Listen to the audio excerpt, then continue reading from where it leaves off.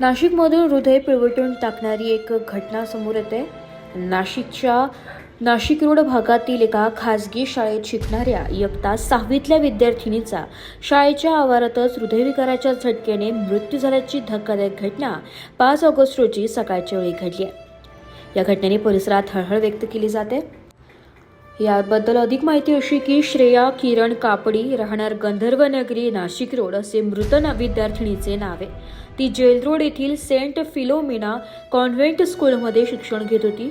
शाळेच्या गेटमधून आत प्रवेश करत असताना तिला अचानक चक्कर येऊन ती मैदानावर कोसळली। ही बाब शाळेतील शिक्षकांच्या लक्षात येताच तात्काळ तिला नाशिक रोड येथील एका खासगी रुग्णालयात नेण्यात आलं। मात्र तिला तपासून डॉक्टरांनी मृत घोषित केले।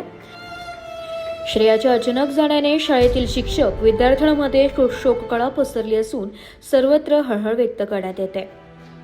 Report AB news Nashik.